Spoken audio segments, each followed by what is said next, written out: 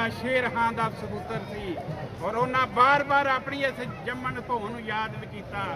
ਬਾਰ-ਬਾਰ ਲਿਖਿਆ ਕਿ ਵਾਰਿਸ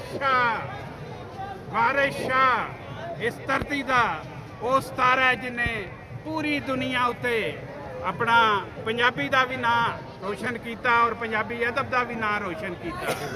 ਵਾਰਿਸ ਸ਼ਾਹ ਦੇ ਕਲਾਮ ਨੂੰ ਅਸੀਂ ਹਰ ਵਕਤ ਆਪਣੇ ਦਿਲਾਂ ਉੱਤੇ ਰੱਖਨੇ ਆ। ਜਿਵੇਂ ਉਹਨਾਂ ਫਰਮਾਇਆ ਸੀ, ਅੱਜ ਹੁਕਮ ਹੋਰ ਦਾ ਹੋਰ ਅੱਜ ਹੋਰ ਹੋਇਆ, ਹੁਕਮ ਹੋਰ ਅੱਜ ਹੋਰ ਦਾ ਹੋਰ ਹੋਇਆ।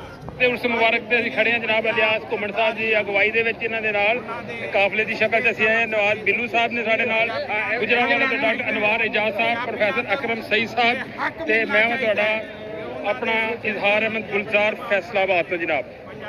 ਇਲਿਆਸ ਘੁੰਮਣ ਸਾਹਿਬ ਦੀ ਸਰਬਰਾਹੀ ਦੇ ਵਿੱਚ ਵਫਦ ਪੀਰ ਵਾਰਿਸ ਸ਼ਾਹ ਸਰਕਾਰ ਦੇ ਜਨਾਬ ਹਾਜ਼ਰੀ ਵਾਸਤੇ ਹਾਜ਼ਰ ਹੈ ਜਨਾਬ। ਜਨਾਬ ਡਾਕਟਰ ਇਜਾਜ਼ ਸਾਹਿਬ ਵਾਰਿਸ ਸ਼ਾਹ ਦੀ ਜ਼ਿਕਰ ਦੇ ਹਵਾਲੇ ਦੇ ਨਾਲ ਸਾਡੇ ਸੱਜਣਾ ਦੇ ਦਿਲਾਂ ਵਿੱਚ ਜਿਹੜਾ ਚਾਨਣਾ ਹੈ, ਅੱਲਾਹ ਸੁਣਾ ਇਸ ਚਾਨਣੇ ਨੂੰ ਦਿਨ ਕਿਆਮਤ ਤੱਕ ਜਿਹੜਾ ਨੂਰੋ ਨੂਰ ਰੱਖੇ। ਤੇ ਇਸ ਹਵਾਲੇ ਦੇ ਨਾਲ ਸਾਡਾ ਸੀਨਾ ਜਿਹੜਾ ਲਾਈਵ ਚੱਲਣਾ ਹੈ ਇਨਸ਼ਾਅੱਲਾ।